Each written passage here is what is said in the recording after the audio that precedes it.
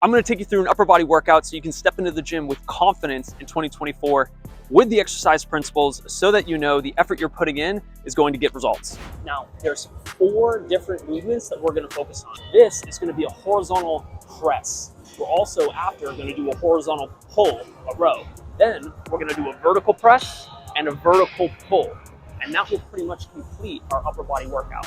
Now, sure, you can go on and do a bunch of accessory movements. You can do single joint movements and do curls and extensions, but we want to get the most bang for your buck when it comes to time as you're jumping into this. So we want these workouts to not be more than 30 minutes because we don't want your brain to associate pain to this new habit. Everything we do is focused on the lowest effort, the lowest pain to get you the best result or the highest pleasure. So that way you can link up in your brain, oh, this is something that I want to keep doing. This is something I feel pulled towards. If you didn't see my beginner leg workout, I talk about all the principles that I'm going to kind of skim through for this workout. You can get that here if you want a longer description on some of these principles. Just like before, we have to find out what weight we're going to use. So we're going to start pretty much the lightest we can go, and we're going to build up to 15 reps. We're going to maintain all the same principles, which means we're going to focus on 1 second on the way up, 2 seconds on the way down. Before I lifted the weight, I'm focusing on keeping my core flexed and tight. And the rep range that I'm looking for is 6 to 15. Now, how do you know what weight to use? Well, we start with a weight that is simple, that we know we can get 15 reps for. Or maybe you don't know you can get 15. Once you get 15, let's say that's 15, I'm gonna give myself a nice 30 seconds rest because it wasn't a working set. And I'm just going to incrementally increase the weight. Now, once I get to a weight that I'm hitting kind of this failure or extreme discomfort, anywhere between 6 to 15 reps, that's where I'm gonna write down the weight and count it as my first working set. Now, just like before, we're gonna focus on 3 to 4 sets per exercise. If you're just starting out, 3 sets is totally fine. If someone pissed you off at work, maybe you do 4 just to get that extra rage out of you. So we're moving to a horizontal row. There isn't one perfect horizontal row. They all hit your back slightly differently. But for now, just pick a grip that feels good. After testing some of them, we're not going to overemphasize the details. As a rule of thumb, when we row, we want the grip to be in line with the nipples. So if you start to row and you'll notice that your hands are all the way up here, either you got some high nipples or you need to make the seat higher. So for me, this is my sweet spot. As you can see, I row, I'm just about in nipple level. Now, if I grab the lower grips, guess what? I'd be too low. That's actually not that bad, but I would lower my seat a bit. That way I can again get in line with nipple level. If your row has a front adjustment like this, the most important thing is just that you're far enough away to where you can fully extend your arms while keeping your chest up so you get a full range of motion.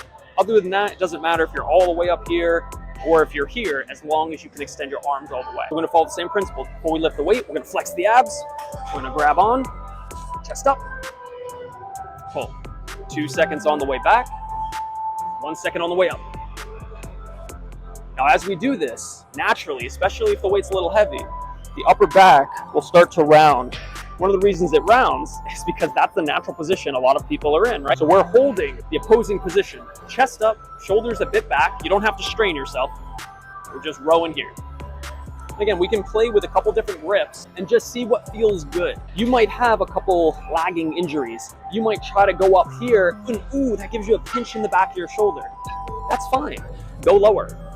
Find a grip that feels good to you. The most important thing is that you're doing something, not necessarily doing everything perfectly or optimally on day one. Now we're moving to a vertical push. So far, we've done a horizontal push and a horizontal pull. Now we're gonna go to our vertical pull. And the reason we want these 4 different types of movements is they're all gonna work your pressing muscles and your pulling muscles in a slightly different way. Do you need to memorize which muscles specifically? No, that's overkill. Do that when you're intermediate or advanced. Right now, make it simple. I moved the camera down so you can see. First thing we're gonna do is just find the right level for this attachment here. What we're gonna do is bring it up to the highest setting, throw our feet in, and then just bring it down to where it's comfortable. this is going to, as you start adding a bit more weight, it's going to stop your body from essentially coming out of the seat. Now, in the beginning, you're not going to have to worry about that too much. So really, you could just put it up to the highest setting and forget about it. From here, I'm just going to choose a weight that is pretty much as low as it can possibly go. That way, I can make sure I'm not going to injure myself on the first rep. I'm going to come up and grab. Now, for this specifically, there is a ton of different attachments, or I'm sorry, a ton of different grips that you can grab on here. For now, just think a little outside shoulder width. As I'm getting set up to grab, just take your arms up, go a little wider than shoulder width and grab. But the same rule applies. Play with all the different grips. There's no perfect grip, but there is going to be something that might be optimal for you that does not give you pain. So keep the movements, but change around the grip until you do not have any pain. Same principles apply. Keep the chest up, core on, 2 seconds on the way up, the eccentric, and 1 second on the way down. And my breathing, because I'm talking to you, is a little bit off. We're gonna breathe in on the way up and out on the way down. So while we're exerting force, we're breathing out.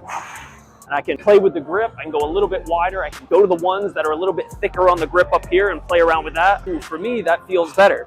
So guess what? I'm gonna do that. Again, don't overcomplicate this. Just get in the gym and get going, baby. As we said before, if you can do 15 reps or more on a specific amount of weight, next set, you're going to increase the weight. We wanna be hitting this almost failure around 6 to 15 reps. Failure has a negative connotation outside of the gym. Inside the gym, it is what you want. Hitting failure allows you to be able to have progressive overload every time you lift. That's what breaks down the muscles so that it can rebuild stronger than it was before. Here it's pretty straightforward. There's not anything to adjust. So simply put, we're gonna choose a pretty light weight to start. And again, where do I grab? Play with a couple different grips and then just see what feels good. But generally speaking, we want the wrist right in front of the shoulder. If we're all the way, let's say the bar extended all the way out here, we don't want to press from here. It's inefficient. So you want to get underneath, but just find a grip that feels good. And we're going to press. Same principles, right? 1 second on the way up, 2 seconds on the way down. Now for me, it actually doesn't feel as good as I think it would if I went further out. Ooh, that's the sweet spot. That's what daddy likes. I get 15 to the next set. As I find my working weight, I'm gonna increase the weight. Now, the great thing about machines is you can put less focus on form and more focus on just moving the weight, right? Focusing on the other principles, breathing, tempo, and that sort of thing. But if you are looking for a little bit of an emphasis on form, what we're gonna try to think about is this idea of breaking the bar. By breaking the bar, if you can imagine a bar in front of you that you're breaking, what this is going to do is help stabilize your shoulder so that the risk of injury essentially goes down. So how that looks for a neutral grip, which is what this is, this would be neutral, this would be pronated, this would be supinated, and they all put a little bit different emphasis and stability on your shoulder depending on where you're at. With a neutral grip, this is actually one of the safest grips for starting for a beginner because it naturally brings you into this break the bar position. But you could grab on and then think again like you're breaking the bar. Notice when I break the bar, look where my elbows go. They come more in front of me. What we do want to try to avoid just a tad is letting our elbows kind of just flare out here, right? Not a stable shoulder. And you'll also notice that I'm pressing from my thumb. That's kind of weird. I always want to come underneath so that it's a straight line between my hand and my forearm, so that when I produce force, it doesn't upset my wrist. And that's the name of the game. And that's it, you're done. Don't overcomplicate it. Now you could go on here and do some accessory movements like some biceps and some triceps, but when you're trying to get the most bang for your buck when it comes to your time, you want to prioritize the movements that are going to give you the most amount of results with the least amount of time. If you want a beginner lower body workout too, you can check out this video right here. And if you want any other help or resources to transform your body, you can check out the videos over here, or you can go into the description below and join our free Facebook group where we post daily to help you transform your body. Like this video, send it to a friend that you want to do this with, and I hope it helps. Oh yeah, and like subscribe. And if you're interested in any other types of workouts, intermediate, advanced, even different kinds so you don't get bored, feel free to subscribe, drop a comment below letting me know what you want to see, and I will create it for you. See you soon.